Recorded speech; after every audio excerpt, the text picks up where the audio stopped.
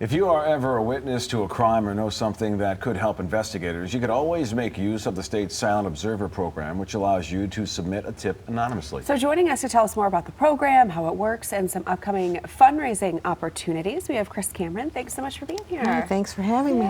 So Chris, let's first talk about Silent Observer. I know there's a lot of folks out there that know exactly what you folks do, but for maybe those who don't, give us a little background. Well, Silent Observer allows the community to reach out and speak up about crime occurring in their neighborhoods by contacting us anonymously, and they can do that through calling us at 774-2345, through our website, excuse me, and through our mobile app.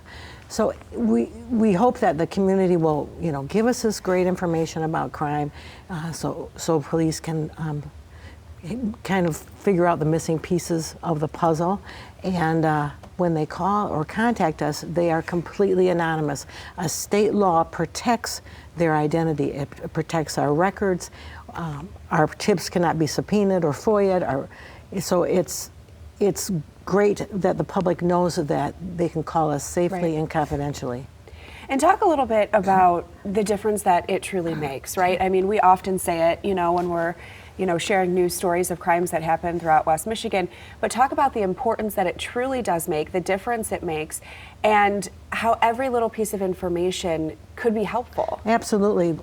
When people submit a tip to Silent Observer, we don't know what the police investigations are like, and so we submit everything to the police.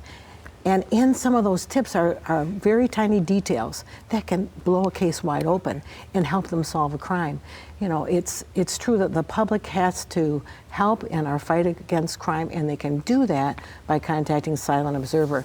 Cases like shootings and armed robberies and homicides and sexual assaults and child pornography have been solved because someone has picked up the phone or gotten on their computer and reached out to Silent Observer to give their important crime-solving information.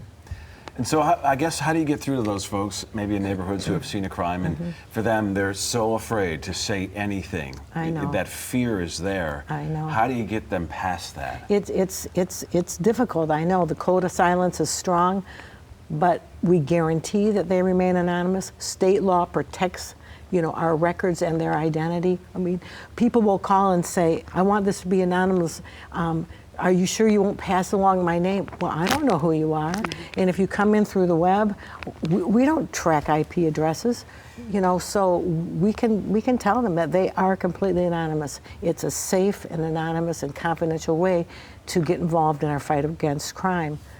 Absolutely. And let's talk about some fundraisers that you have coming up and what those will do for the program.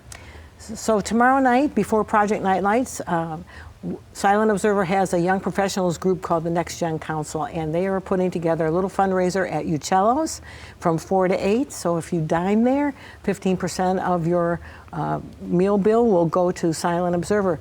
And it's kind of neat that tomorrow night kids eat free. So before you go to Project Nightlights, stop at Uccello's downtown, and then we'll go up to Project Nightlights together. Yeah, which we'll chat about coming up in the 7 o'clock hour. Thanks so much for being here. Thank you. Yeah.